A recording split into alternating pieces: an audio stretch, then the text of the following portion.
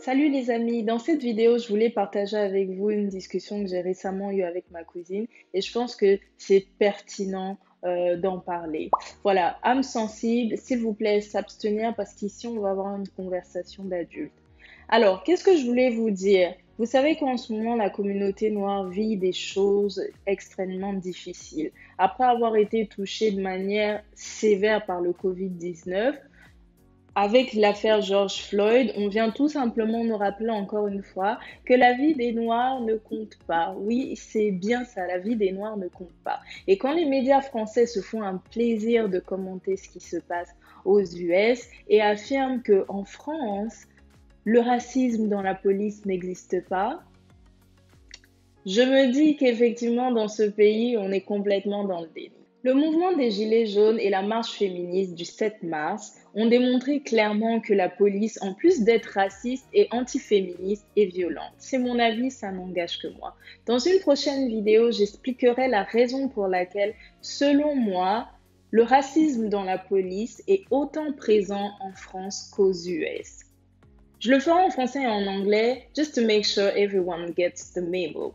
La seule différence entre la police en France et la police aux US est le fait qu'en France, les policiers n'ont pas le droit d'utiliser leurs armes. Je dis bien, c'est la seule différence. À l'heure du fake news où on attend des journalistes qu'ils fassent leur travail, c'est-à-dire relayer la vérité, questionner les amalgames, les suppositions ou encore dénoncer et mettre à nu les raisonnements empreints de biais cognitifs, eh ben rien ne se passe sur nos plateaux TV, rien du tout.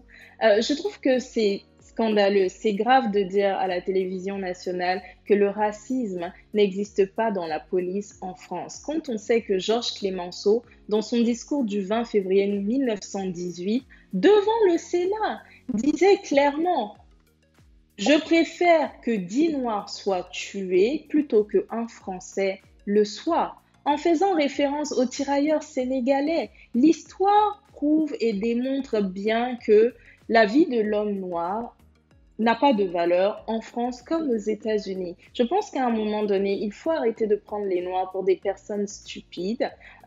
Il faut reconnaître ce qui est pour pouvoir avancer. Et ensemble, nous pourrons construire quelque chose de nouveau et de sain.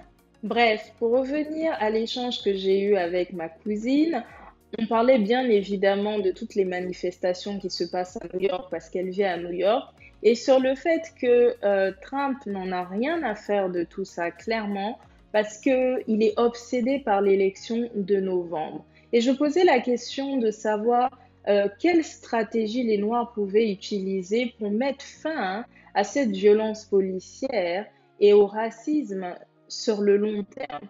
Et donc en discutant, on est toutes les deux arrivées à la conclusion suivante. Le droit de vote est clairement un des leviers sur lequel les Noirs doivent s'appuyer pour changer les choses. Je vais vous expliquer pourquoi. Ok, je vais être cash et essayer de ne pas généraliser. Une grande partie des Afro-Américains et de l'immigration africaine en France ne se préoccupent pas de la vie politique. Je m'inclus bien entendu dans ce que je suis en train de dire. Nous pensons que seule l'élection présidentielle compte. C'est un piège dans lequel nous tombons tous. En vrai, le président, à part prendre des décisions critiques comme déployer l'armée sur le territoire, ou déclarer un état de crise sanitaire comme ça a été le cas récemment, il ne fait rien tout seul. D'ailleurs, on le voit, les lois passent par l'Assemblée nationale, le Sénat, puis sont appliquées sur le territoire avec l'aide des maires et des préfets. D'ailleurs, je serais curieuse de savoir combien de Noirs sont inscrits sur les listes pour les élections municipales du 28 juin. Combien? Je vais vous dire une vérité. La France est rentrée en récession avec une croissance de moins 11%. Ça veut dire tout simplement qu'il y aura plus de chômeurs, les pauvres vont encore plus s'appauvrir et même les cadres ne sont pas à l'abri de perdre leur boulot. Donc en fait, concrètement, Emmanuel Macron n'a pas le temps de s'occuper des violences policières faites aux Noirs. Vraiment, il n'a pas le temps et c'est compréhensible. Ce n'est pas une priorité.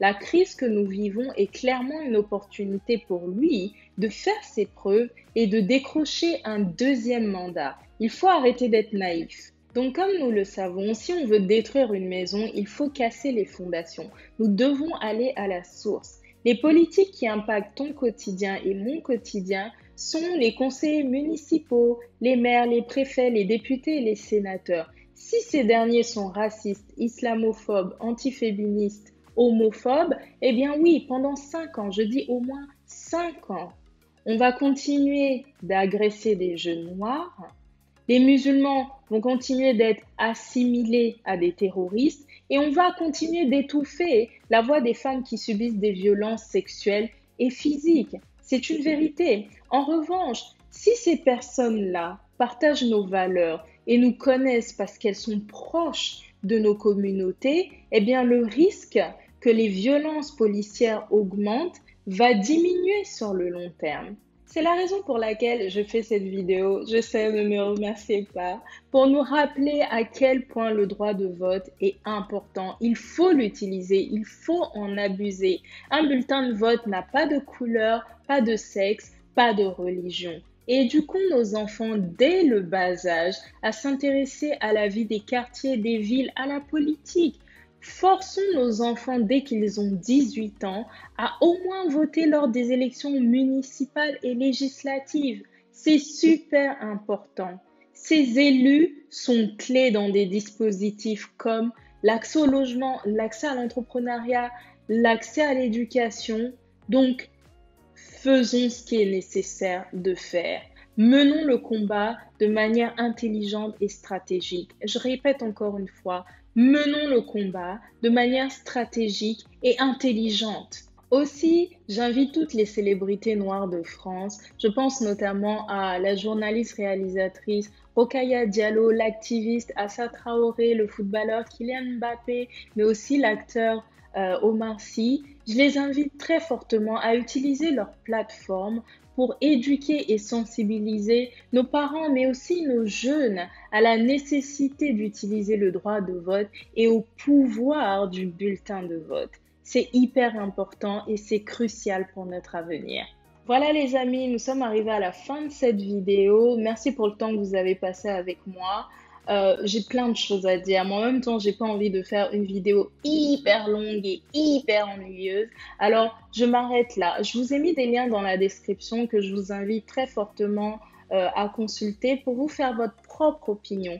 Bien entendu, si vous avez aimé cette vidéo, n'hésitez pas à liker et surtout, si vous l'avez trouvée pertinente et utile, partagez au maximum autour de vous. Je vous invite également à vous abonner à ma page, non, à ma chaîne plutôt, et à activer les notifications pour connaître toutes mes dernières publications. Voilà, je vous dis à bientôt et prenez soin de vous.